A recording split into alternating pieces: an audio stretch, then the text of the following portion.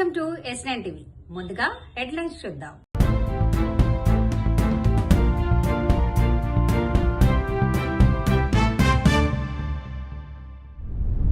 రాష్ట్రంలో బీజేపీ కాంగ్రెస్ ఒకటి.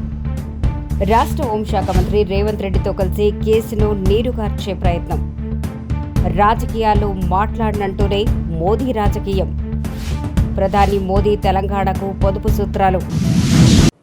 కొన్ని పార్టీల వాళ్ళు ఒక ట్వీట్ వేసేసి మొత్తం సమస్యనేదో పరిష్కారం చేసినాము అనేటటువంటి ఆలోచనతోని అవాకులు చెవాకులు నా మీద వాగుతున్నటువంటి సందర్భాన్ని మనం చూసినాం. ఒక ఆడపిల్ల విషయం వచ్చినప్పుడు, అది కూడా ఒక మైనర్ అమ్మాయి విషయం వచ్చినప్పుడు, సమాజంలో బాధ్యతాయుతమైనటువంటి ప్లేస్లో ఉన్న ప్రతి ఒక్కరం కూడా కొంత సంయమనం పాటించాలి. సోషల్ మీడియాలో ఏది పడితే అది వాగితే ఆడపిల్లలకి ఎక్కువ నష్టం జరుగుతుంది. మన సమాజం ఇప్పటికి కూడా రేపు పొద్దున బండి సంజయ్ గారి అబ్బాయి దోషి కాదు అని తేలినా, దోషి అని తేలినా సమాజం మగపిల్లల్ని క్షమిస్తుంది, కానీ ఆడపిల్లలకు మాత్రం కంప్లీట్గా లైఫ్ బర్బాద్ అయ్యే పరిస్థితి ఉంటుంది. ఇవాళ బీఆర్ఎస్ పార్టీ సోషల్ మీడియా చేస్తున్న అత్యుత్సాహంతో ఏం జరిగింది, బండి సంజయ్ వారి సైడ్ నుంచి వాళ్ళు ఆ ఆడపిల్ల మొత్తం వీడియోలు, ఫేసులు, ఫోటోలు మొత్తం బయట పెట్టారు. అంటే ఒక అమ్మాయి, ఆమె మైనరో కాదో అనేటటువంటి చర్చ ఉంది. ఆ అమ్మాయి జీవితాన్ని నాశనం చేయడానికి ఇవాళ డైరెక్ట్గా బీఆర్ఎస్ పార్టీయే కారణం. ఏం అవసరం ఉంది, అంత అత్యుత్సాహం ఏముంది? ఇష్యూ సాల్వ్ చేయనియండి. మాట్లాడుతున్నారు కదా, డెఫినెట్గా ఆడపిల్ల పక్షమే ఉంటాం. మన తెలంగాణ సమాజంలోనే అది ఉన్నది, ఆడపిల్ల పక్షమే ఉంటాం. కానీ ఇవాళ ఆడపిల్ల జీవితం నాశనం అవడానికి కారణం ఎవరు? ఎందుకు అమ్మాయి ఫోటోలు బయటికి రావాలి, అమ్మాయి వీడియోలు బయటికి రావాలి? నేను పోలీస్ శాఖ వారిని కోరుతా ఉన్నాను, ఎవరెవరైతే ఆ అమ్మాయి ఫోటోలు, వీడియోలు పోస్ట్ చేసిండ్రో ఆ సోషల్ మీడియా అకౌంట్స్ బ్లాక్ చేయండి, వారిని ఖచ్చితంగా అరెస్ట్ చేయండి. మీ ముఖ్యమంత్రి మీద ఒక చిన్న పోస్ట్ పెడితే ఇవాళ ఎత్తుకపోయి అరెస్ట్ చేస్తున్నారు. కాబట్టి ఒక ఆడపిల్ల జీవితాన్ని నాశనం చేసేటట్టుగా పోస్టులు పెట్టి, వీడియోలు పెట్టి, వాళ్ళ ఫ్రెండ్స్తో ఉన్నప్పటి ఈ ఫోటోలు అన్నీ బయట పెట్టినటువంటి అకౌంట్స్ని బ్లాక్ చేయాలి, ఖచ్చితంగా వాళ్ళని అరెస్ట్ చేయాలని చెప్పి నేను డిమాండ్ చేస్తూ ఉన్నాను. మనం చూస్తా ఉన్నాం తెలంగాణ రాష్ట్రంలో ఏ రకంగా కాంగ్రెస్ బీజేపీ కలిసి ఏ రకంగా నాటకాలు ఆడుతున్నారో మన గత కొన్ని సంవత్సరాలుగా చూస్తా ఉన్నాం. ఈ గడిచిన 3 రోజుల నుంచి కూడా కేంద్ర హోం శాఖ సహాయ మంత్రిగా ఉన్నటువంటి బండి సంజయ్ గారిని కాపాడడానికి రాష్ట్ర ముఖ్యమంత్రి రేవంత్ రెడ్డి గారు ఏ రకంగా ప్రయత్నాలు చేస్తున్నారో మన కళ్ళారా చూస్తా ఉన్నాం, మనం వింటా ఉన్నాం.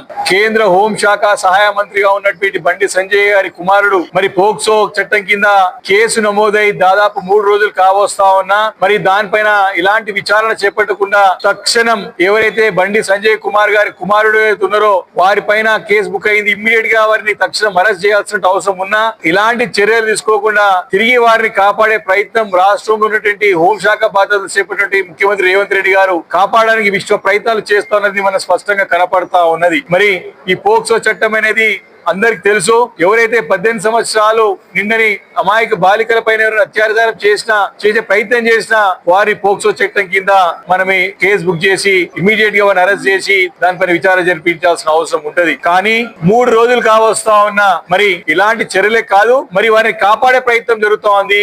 3 సార్లు అయినా మా యొక్క పార్టీ కరీంనగర్ లో 3 సార్లు శాసనసభ్యుడు మా యొక్క గంగుల కమలాకర్ గారి చేతిలో చిత్తుగా ఓడిపోయినాడు. కేవలం ఈ బండి సంజయ్ గెలిచింది ఎంపీ అంటే రామ మందిరం దేవుని పేరు చెప్పినటువంటి దౌర్భాగ్యుడు బండి సంజయ్. సొంత బలం లేరు. ఎలక్షన్స్ ముందేమో చిప్ప చేత పెట్టుకుని నాకు ఏమి లేదని చెప్పి అమాయకుని అన్ని తాకట్టు పెట్టుకున్నా అని చెప్పేసి ప్రజలకి దండం పెట్టుకుని గెలిచిన తర్వాత 100 కోట్లు ఏడికెళ్ళి వచ్చే బండి సంజయ్ గారిని అడుగుతా ఉన్నాం. సమానం చెప్పాలి. మొన్న జరిగిన కరీంనగర్ ఎన్నికల్లో కోట్ల రూపాయలు ఎట్లా ఖర్చు పెట్టినా అడుగుతున్నాం ఈ రోజు మేము. కాబట్టి చాలా క్లియర్ గా నీ యొక్క రాజకీయ చరిత్ర అందరికి తెలుసు. 2018కి ముందు ఏముంటే నువ్వు ఈ రోజు ఏమున్నావు? నువ్వు బ్లాక్ మెయిల్ రాజకీయాలకి రేవంత్ రెడ్డితో చీకటి ఒప్పందాలు చేసుకుని చీకటి వ్యాపారాలు చేసుకుంటా నీ బీజేపీ పార్టీని, నీ ధర్మాన్ని అంతా కూడా కాంగ్రెస్ కి రేవంత్ రెడ్డికి తాకట్టు పెట్టినటువంటి నాయకుడు బండి సంజయ్. ముసలి కన్నీరు గారుస్తా ఉంటాడు, ముసలి కన్నీరు వేస్తా ఉన్నాడు. ఏదైనా సరే వాస్తవం ప్రజలకు తెలుస్తుంది, నిజాలు తెలియడానికి టైం పడుతుంది, కానీ ఖచ్చితంగా టైం వచ్చినప్పుడు బయటపడుతుంది. ఈ రోజు బయటపడ్డది బండి సంజయ్ యొక్క అసలు నిజ స్వరూపం. ముసలి కన్నీరు కాదు, కళ్ళకి నీళ్లు పెట్టుడు కాదు, దేవుని పేరు ఎప్పుడు కాదు,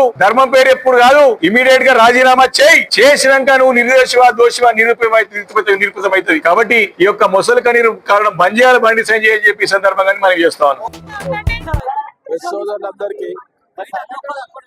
సోదరులందరికీ నమస్కారాలు. ఈనాడు మనం చూస్తున్నాము ఈ ప్రభుత్వంలో ఏం జరుగుతున్నది, ఏందైనా సంగతి ఎవరికి అర్థం కాకుండా పోతున్నది.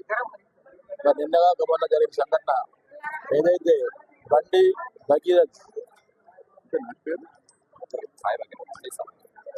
బండి సాయి భగీరథ్ చేసిన కథ ప్రతి ఒక్కరు తెలుసు. మరి ఇప్పటికైనా సంఘటన జరిగి దాదాపు 3-4 రోజులు అవుతున్నా కానీ ఎవరిని ఇంతవరకు అరెస్ట్ చేయలేదు. మరి ఎక్కడ ఆ పిల్ల తల్లిదండ్రులు ఎటువైనా కానీ పోలీసులు మాత్రం పట్టించుకోవడం లేదు. అసలు పోక్సో చట్టం కింద బుక్ చేసామని చెప్తున్నారు. నిన్న ప్రధానమంత్రి గారు వస్తున్నారని చెప్పేసి ఏదైతే మన పేట్ బషీరాబాద్ పోలీస్ స్టేషన్లో మరి పిల్లల తల్లిదండ్రులు పిలిపించి ఏదో తూతుంబాల కింద కేసు బుక్ చేసి అది బెయిలబుల్ కేసు బుక్ చేసేసి వాళ్ళని కాపాడుకోవడానికి ప్రయత్నం చేస్తున్న సంగతి తెలియపరుస్తున్నారు. ఈరోజు చూసినట్టయితే మరి అమ్మాయిని మరి ఏ విధంగా వాళ్ళు లైంగిక వేధింపులకు గురి చేశారు. లైంగిక వేధింపులకు గురి చేస్తే మరి పోలీస్ చట్టం కానీ ప్లస్ ఇంకోటి కాంగ్రెస్ పార్టీ నాయకులు కానీ బీజేపీ నాయకులు కానీ ఇదేముంటారా? ఇదే మన ఇంట్లో మన చెల్లెకో మన తల్లికో మన బిడ్డకో జరిగితే వాళ్ళు ఇలానే ఖర్చుగా ఊరుకుంటారని చెప్పి నేను ప్రశ్నిస్తున్నాను. ఈరోజు చూసుకున్నట్టయితే పోక్సో చట్టం కింద ఎవరైతే అరెస్ట్ అవుతారో అరెస్ట్ అయిన వ్యక్తులను 48 గంటల లోపల అరెస్ట్ చేయాలి. 24 hours అరెస్ట్ ఎవరైతే పోక్సో చట్టం కింద ఉన్నారో వాళ్ళను 24 hours అరెస్ట్ చేయాలి. కానీ ఇప్పటికీ 48 hours దాటిపోయినా కానీ వాళ్ళను ఇంతవరకు అరెస్ట్ చేయాల్సిన సంగతి తెలియపరుస్తున్నారు. మరి ఎవరైతే ఈ బండి సాయి భగీరథ్ ఉన్నారో గతంలో కూడా ఇలాంటి వాటిలో చాలా చోట్ల అతను వచ్చి ఇలాంటి ఘటనలో పాల్గొన్న సంగతి తెలియజేస్తున్నాను. కాబట్టి నేను బీసీ అని చెప్పుకుంటున్నా. ఆయన మున్నూరు కాపు కులానికి చెందిన వ్యక్తి. మరి ఎదురుగా ఉన్న అమ్మాయి కూడా ఆమె కూడా మున్నూరు కాపు కులానికి చెందిన వ్యక్తి అని తెలియపరుస్తున్నాను. బీసీల గురించి ఇంతవరకు ఇప్పుడు మాట్లాడుతున్నారు. ఎలక్షన్స్ ముందు మనం చూసాము 42% మన బీసీలకు రిజర్వేషన్ చేయిస్తామని అన్న వ్యక్తులు ఈనాడు బీసీలను అనాథొక్కే విధంగా బీసీల పిల్లలను ఏ విధంగా అయితే ఆడ అమ్మాయిలకు రక్షణ లేకుండా చేస్తున్న సంగతి చూస్తున్నాం. కాబట్టి ఇలాంటి వ్యక్తులపైన ఇమీడియట్గా మరి వాళ్ళకి కేసు బుక్ చేసి వాళ్ళందరూ అరెస్ట్ చేయాలని తెలియపరుస్తున్నారు. కాబట్టి గతంలో కూడా ఎంజే అక్బర్ను కూడా ఇలాంటి కేసులో బుక్ అయితే అతన్ని మంత్రి పదవి నుండి ఉద్వాసం చెప్పిన వ్యక్తులు ఈనాడు మరి ఈ బండి సంజయ్ను కూడా గ్యారంటీగా అతనికి సస్పెండ్ చేయాలి, బర్తరఫ్ చేయాలని కోరుకుంటున్నాము. కాబట్టి చిన్న విషయం ఏంటంటే ఇలాంటి వ్యక్తులు మరి కాంగ్రెస్ పార్టీ చూస్తూ ఊరుకుంటున్నది. మరి ఎందుకు మళ్ళీ అరెస్ట్ చేయలేకపోతున్న సంగతి తెలియజేస్తున్నాను. ఇమీడియట్గా అరెస్ట్ చేయాలి, ఆడవాళ్లకు రక్షణ కల్పించాలి. నిన్న జరిగినటువంటి సభలో ప్రధానమంత్రి గారిని రేవంత్ రెడ్డి గారు తెలంగాణకు సంబంధించినటువంటి పెండింగ్ అంశాలన్నింటినీ కూడా పరిష్కరించాలని, ఎందుకంటే రేవంత్ రెడ్డి గారు ఎప్పటి నుంచి అయితే ముఖ్యమంత్రి అయ్యారో అప్పటి నుంచి 2.5 సంవత్సరాలుగా పలుమార్లు ప్రధానమంత్రిని మంత్రుల్ని కలిసి తెలంగాణ అభివృద్ధి కోసం సహకరించాలని కోరడం జరిగింది. నిన్న అదే విషయాన్ని ఆయన 3వసారి ప్రధానమంత్రి అయిన తర్వాత వచ్చినటువంటి నరేంద్ర మోడీ గారిని రిక్వెస్ట్ చేసి దాంట్లో భాగంగానే ఆయన గతంలో మన్మోహన్ సింగ్ గారు ప్రధానమంత్రిగా ఉన్నప్పుడు మీకు సహకరించి గుజరాత్ మోడల్ని ఎలా తీర్చిదిద్దిర్రో మీరు, అలాగే మీరు ఇప్పుడు ప్రధానమంత్రి గుర్రు కాంగ్రెస్ సీఎంగా నేనున్నా కాబట్టి నాకు సహకరించాలన్న దానికి స్పందిస్తూ నరేంద్ర మోడీ గారు రాజకీయం మాట్లాడను అని చెప్తూనే రాజకీయం మాట్లాడుతూ నేను ఒకవేళ మన్మోహన్ సింగ్ గారు ఇచ్చినట్టు ఇస్తే ఇప్పుడు ఇచ్చిన దాంట్లో సగం కూడా రావని చెప్పడం విడ్డూరంగా ఉంది. భారతదేశంలో ఎన్నో సంవత్సరాలు అధికారంలో ఉన్న కాంగ్రెస్ పార్టీ తీసుకొచ్చినటువంటి ఎన్నో సంస్థలే ఈరోజు ఉన్నాయి తప్ప బీజేపీ వాళ్ళు వచ్చిన తర్వాత కేవలం వాళ్ళు మాటలకే పరిమితమయ్యారు. కొన్ని సెంటిమెంట్ ఇష్యూస్ని తీసుకొని ప్రజలలో విభేదాలు ప్రతిపక్షాలను నిర్వీర్యం చేయాలన్నటువంటి పరిస్థితినే రాజకీయంగా తీసుకురు తప్ప, ఎందుకంటే దానికే నిదర్శనం వెళ్ళినట్టు సబ్జెక్ట్. ఎందుకంటే ఒకవేళ నువ్వు అనుకున్న దాకా రీచ్ కావాలి అనుకుంటే, సాధించాలనుకుంటే తెలంగాణ కోసం ఏదంటే నాతోటి కలువు అప్పుడే సాధ్యమైందని చెప్పకనే చెప్పిండు నరేంద్ర మోడీ గారు. అంటే అర్థమైంది, భారతదేశంలో ఏ ప్రతిపక్ష పార్టీ ఉండొద్దు, ఏ ప్రతిపక్ష పార్టీలో ఉన్నటువంటి ముఖ్య నాయకులు కూడా ఉండొద్దు, ఉంటే నాతోటి ఉండాలి, లేదంటే వాళ్లకు డెవలప్మెంట్ జరగదు. అంటే డబుల్ ఇంజన్ సర్కార్ ఉంటే తప్ప ఈ దేశంలో నరేంద్ర మోడీ గారు చెప్పేది ఏంటంటే బీజేపీకి మద్దతు ఇస్తేనే అభివృద్ధి, లేకపోతే అభివృద్ధి లేదని చెప్పడం జరిగింది. నేను ఒకటే అడుగుతున్నా మోడీ గారు మీరు గతంలో కూడా ఎప్పుడైతే మీరు తెలంగాణ అంశాల గురించి 2 సార్లు మాట్లాడినప్పుడు తల్లిని చంపి బిడ్డను బతికిచ్చిరని చెప్పింది మీరే. అంటే మీకు తెలంగాణ మీద ఉన్నటువంటి తెలంగాణ డెవలప్మెంట్ మీద కానీ, తెలంగాణ ఆవిర్భావం మీద కానీ, తెలంగాణ మీద ఉన్నటువంటి మీ ఆలోచన ఏందో మీరు చెప్పకనే చాలాసార్లు చెప్పారు ఏడా ఫ్లోర్లో.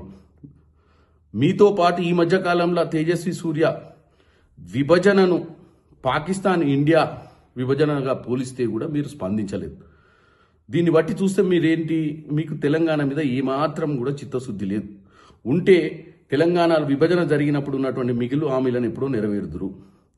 ఈరోజు చంద్రబాబు నాయుడు గారు మీకు మద్దతు పలికినందుకు ఆంధ్రప్రదేశ్కి ఏ విధంగానైతే సహకరించాలనుకుంటుర్రో, ఎందుకంటే వాళ్ళు డబుల్ ఇంజన్ సర్కార్లో ఉర్రు కాబట్టి, అదేవిధంగా మీరు ఒక ప్రధానమంత్రి భారతదేశానికని మర్చిపోవద్దు. మీరు ప్రధానమంత్రి ప్రతి రాష్ట్రానికి, ప్రతి రాష్ట్రం నుంచి వచ్చే నిధులనే మీరు తిరిగి డెవలప్మెంట్కి ఇస్తారు. మీకు స్వతహాగా ఏమి నిధులు ఉండవు. కాబట్టి ఏ రాష్ట్రానికైనా ఏదో ఒక మెజర్మెంట్ ప్రకారం, అంటే వాళ్ళ నుంచి కలెక్ట్ చేసేటువంటి ట్యాక్స్ల పరంగా కానీ, లేకపోతే అక్కడ జరుగుతున్నటువంటి డెవలప్మెంట్ కార్యక్రమాలకు కానీ సమానంగా పంచాల్సిన అవసరం ఉంది.